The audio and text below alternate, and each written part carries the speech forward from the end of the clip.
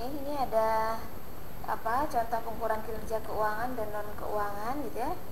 Jadi sudah pernah dibahas juga sebelumnya. Saya hanya mengingatkan ukuran kinerja yang tadi saya sudah jelaskan di video sebelumnya, bahwa kinerja itu juga disebut sebagai performance atau pencapaian suatu target atau keberhasilan dari sesuatu yang direncanakan di dalam organisasi.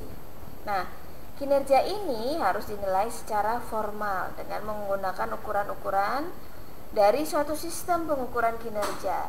Yang pertama, ukuran kinerja keuangan. Ya, ukuran kinerja keuangan ini dinilai berhasil gitu ya, jika berdasarkan angka-angka atau dalam satuan nilai mata uang gitu ya, dengan cara membandingkan realisasi keuangan berdasarkan anggarannya. Jadi nanti berapa anggarannya, realisasinya berapa gitu ya. Disebut tradisional ya karena tidak harus melakukan inovasi apapun. Laba ditargetkan 10, kemudian labanya 9 gitu ya, nggak ada inovasi apapun gitu ya di sana. Kemudian ada ya earning per share gitu ya. Ya, ukuran kinerja keuangan lainnya rasio-rasio keuangan. Kemudian ada ukuran kinerja non keuangan, ini banyak sekali contohnya. Ya, kualitas produknya, kehadiran pegawai, kepuasan pegawai gitu ya, kepuasan pelanggan gitu misalnya. Yang mana ukuran kinerja non keuangan ini ya tidak dinilai berdasarkan nilai satuan nilai uang gitu ya.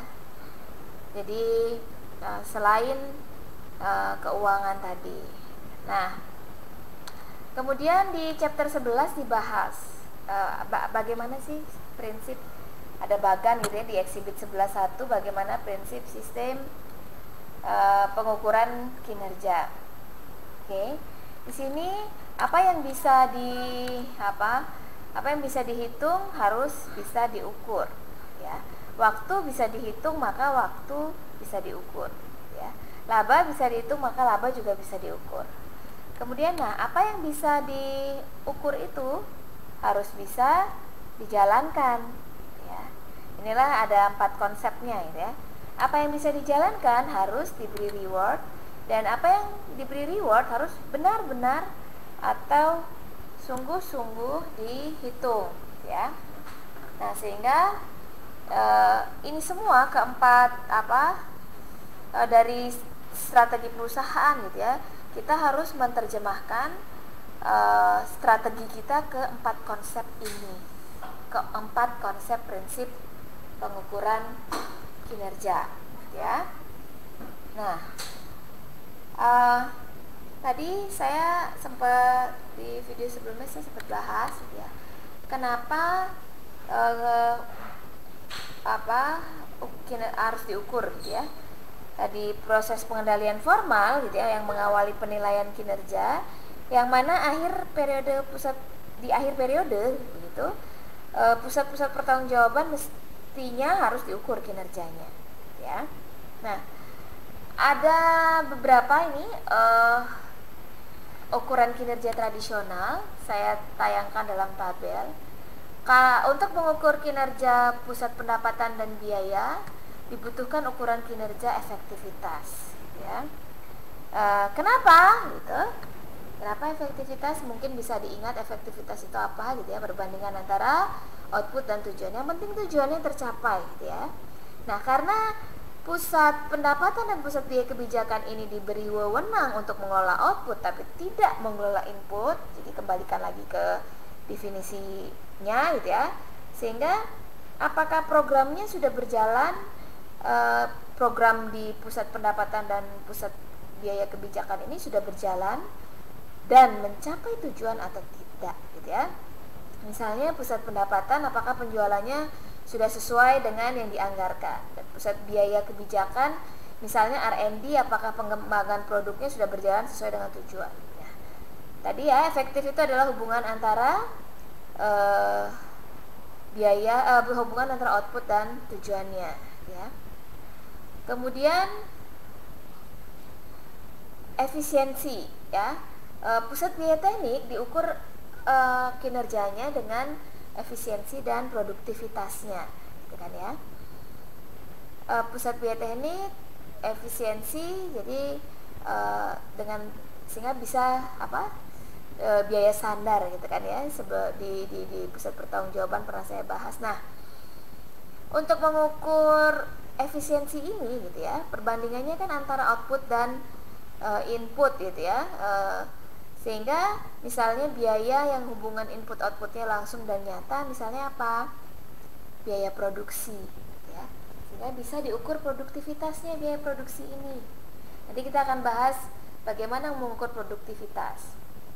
Nah, kemudian pusat laba diukur kinerjanya dengan target laba. Nah, pusat investasi sebelumnya kita sudah pernah mengukur kinerja pusat investasi dengan Roy dan Eva. Kemudian yang terakhir ya, jika ukuran kinerjanya kontemporer, untuk mengukur kinerja perusahaan secara keseluruhan tidak berpusat pertanggungjawaban, maka bisa menggunakan balance scorecard, begitu. Nah, selanjutnya produktivitas ini, gitu ya, yang terkait dengan memproduksi output secara efisien, gitu ya. Nah, jika kalian ingat di chapter di managerial accounting, produktivitas ini hampir sama ya. Ada rasio-rasio hubungan output dan input, gitu. Kemudian kalau produktivitas, sementara efisiensi ini kombinasi antara produk yang sama. Kalau kalian ingat ya, efisiensi itu menggunakan, kalau ada gambar di managerial accounting, menggunakan tenaga kerja 4, bahan 2, gitu ya. Nanti outputnya 8. Nah, ada yang bahannya 2, outputnya 2, lebih sedikit kan biayanya, kemudian tapi outputnya 8, gitu ya. Yang gambar-gambar seperti itu. Nah, semoga mata kuliah di semester sebelumnya masih kalian ingat, gitu ya. Nah, kemudian jadi ya kesimpulannya, gitu ya, kesimpulan dari gambar ini, ukuran keuangan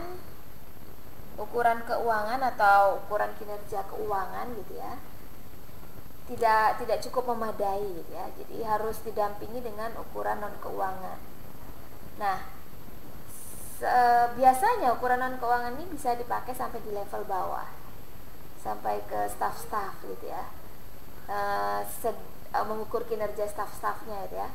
Sedangkan ukuran ukuran keuangan, gitu ya, biasanya levelnya atas karena laba, gitu kan ya. Jadi tujuannya untuk pengendalian manajemen. Oke. Sementara ini dulu di video kedua, saya akan lanjutkan di video ketiga.